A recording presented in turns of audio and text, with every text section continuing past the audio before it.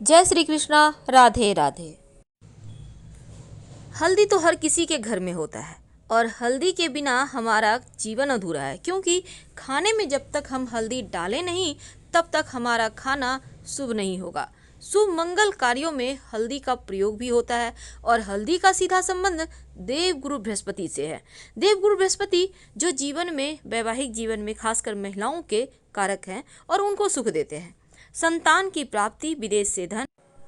हर व्यक्ति चाहता है जीवन में ढेर सारी खुशियां हो, सुख हो, शांति हो, खूब पैसा कमाए और इसके लिए जी जान कर मेहनत भी करता है, जी जान लगाकर।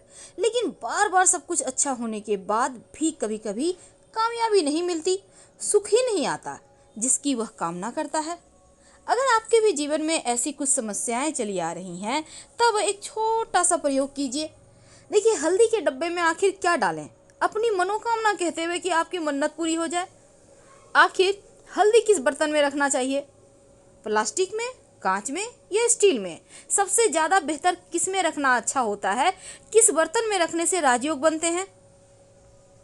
तो आइए हम छोटी छोटी खुशियाँ आपके साथ शेयर करेंगे, बातें शेयर करेंगे जो आपके जीवन की खुशियों को लौटा देगा। हल्दी जो कि गुरु से संबंध रखता है, इसका प्रयोग पूजा पाठ में भी होता है और हमारे किचन में तो होता ही है, क्योंकि बिना हल्दी के खाना बन ही नहीं सकता। आज हम आपसे जुड़े हैं, आपके साथ बहुत सारी बातें करेंगे। हल्दी के तमाम प्रयोगों के बारे में भी बातें करेंगे 2 शब्दों में। देखिए, सबसे पहले तो एक बात जान लें, कभी कभी क्या होता है ना, अक्सर घरों में 70% ऐसा है, हमारे भारतीय घरों में ये सर्वे है कि पति पत्नी एक दूसरे को समझ ही नहीं पाते हैं। ताउम्र साथ रह लेते हैं पर समझ नहीं पाते हैं।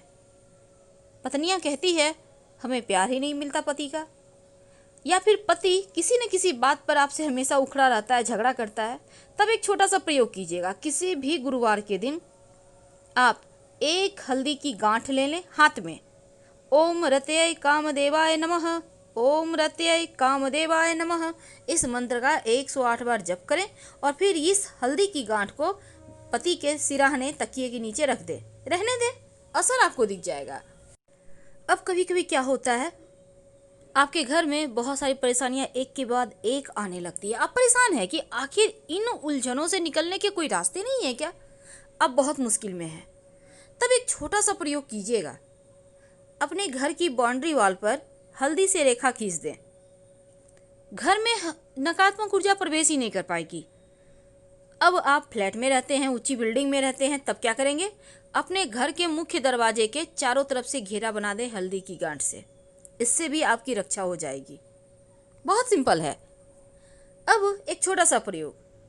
कई बार कहते हैं कि ससुराल वाले प्यार ही नहीं करते। ऐसा अक्सर महिलाओं की शिकायत होती है। कितना भी कर लो, कुछ ना कुछ कमियां ही निकालते हैं लोग। और ऐसा नहीं है कि आप हमारी बहनें हैं, माताएं हैं, आप भी ऐसा कहेंगी कि हाँ बेटी के ससुराल में है, बहुत बेटी करती है, पर कमियां निकालने के लिए सब कोई बैठे हैं। ऐसा नहीं कि प्रेम नहीं मिलता, प्रेम भी मिलता है, पर कमियां भी निकाली जाती है। तब एक छोटा सा काम कीजिएगा। जब आपकी बेटी आपके घर आती है, वापस अपने ससुराल जाती है, तो उसको उसके हाथ में 7 गांठ हल्दी के, एक पीतल का टुकड़ा और थोड़ा सा गुड़ दे दें और फिर कन्या को कहें कि अपनी ससुराल वाली दिशा में फेंक दे और फिर वो ससुराल चली जाए। दिशा मतलब, अब मान लेते हैं आपके घर से किधर है, पूरब, पश्चिम, उत्तर, दक्षिण, उसी दिशा में फेंक कर चली जाए। फिर देखिएगा प्रेम कैसे मिलता है, क्योंकि ये टोटका है। अब कई बार क्या होते हैं, जीवन में बहुत सारे ऐसे उलझने होती हैं कि उससे बाहर निकलना मुश्किल होता है। एक अंतिम टोटका, कई बार आपके पति किसी गलत चीज़ों के शिकार हो जाते हैं। शराब पी रहे हैं, सिगरेट पी रहे हैं, किसी अन्य महिलाओं के चक्कर में है। अब पत्नियां बेचारी घर में परेशान हो रही हैं। तब ऐसे में एक छोटा सा काम कीजिएगा। 11 हल्दी की गांठ एक लाल मौली धागा या लाल पीला मौली धागा में लपेट लें। पति के ऊपर से 7 बार उतार कर बहते हुए जल में प्रवाहित कर दें। अब ये प्रयोग आपको किस दिन करना है? शनिवार के दिन। 8 शनिवार कीजिए। अब बहता हुआ जल ना हो तब किसी भी पास के मंदिर के सीढ़ी पर रख दें या पीपल के वृक्ष के नीचे रख दें। पति पत्नी के नोक झोंक, झगड़े, लड़ाई भी समाप्त हो जाएंगे, प्रेम बढ़ेगा और अगर आपके घर में लड़की है, कन्या है या लड़का है, विवाह नहीं हो पा रहा, तो जो कन्याएं हैं वो हल्दी की गांठ अपने गले में, बाह में धारण करे, अपने पर्स में भी रख सकता है। और भगवान सूर्य को संभव हो तो एक चुटकी जल में हल्दी डालकर अर्पित करने से भी विवाह संबंधी मुश्किलें दूर होती है। तो ये तो थी हल्दी के कुछ खास प्रयोग। लेकिन क्या आपको पता है, अगर आप नियमित रूप से अपने घर में आपके जो दूध रहते हैं, दूध में एक चुटकी या उससे भी कम हल्दी डाल दें तो बरकत बढ़ जाती है घर में। अब आप सोचेंगे कैसे डाल दें? कोई बात नहीं, थोड़ा सा दूध में डालकर उसको बच्चों को दे दें पीने, खुद भी पी सकते हैं। हल्दी वाला दूध वैसे भी पौष्टिक है, लेकिन थोड़ा सा, ज़रूरत से ज़्यादा हल्दी शरीर में विष पैदा करता है, तो थोड़ा सा पीना है। तो ये प्रयोग भी आप कीजिए, इससे भी आपको लाभ होगा। अब सवाल उठता है कि हम जो हल्दी का गांठ है उसको किस बर्तन में रखें? हल्दी का पाउडर जो है, जो किचन में आप यूज करते हैं, तो किस बर्तन में रखें? तो हल्दी जब भी आप अपने किचन में रखिए, कांच के बर्तन में रखें। हल्दी गुरु का कारक है और कांच चंद्रमा का कारक है। तो क्या होगा, जब चंद्र और गुरु मिलेगा तो यहाँ पर राजयोग बन जाएगा और फिर आपके घर में बरकत होनी शुरू हो जाएगी। बहुत सिंपल है। लेकिन हल्दी के डब्बे में क्या रखेंगे, उसके पहले एक और बात। अगर नियमित रूप से आप एक बर्तन में पानी ले लेते हैं, उसमें एक चुटकी हल्दी डालकर पूरे घर में छिड़काव करते हैं, बाकी बचा हुआ पानी पौधे में डाल दें। और अगर आपका बृहस्पति यानी गुरु कमजोर है तो पीले हल्दी को बांधकर, पीले हल्दी की गांठ यानी साबुत हल्दी को पीले धागे में बांधकर बाह में या गले में पहने। शुक्ल पक्ष, किसी भी महीने की शुक्ल पक्ष की गुरुवार की सुबह। ये पीले पुखराज रत्न के इतना ही कार्य करेगा और 6 महीने के बाद आप इसको निकालकर मिट्टी में दबा दें और फ्रेश पहन लें। और ये बृहस्पति को मजबूत करता है।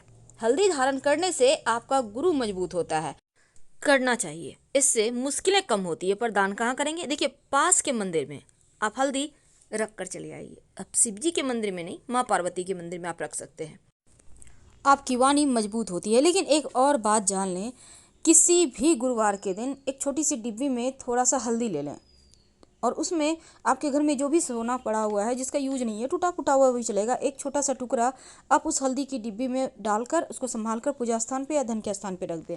धन बढ़ता चला जाएगा, क्योंकि सोना माँ लक्ष्मी और देवगुरु बृहस्पति हल्दी दोनों का जब मिलन होगा तो जीवन में सोच लें कि कितनी खुशियाँ आएंगी।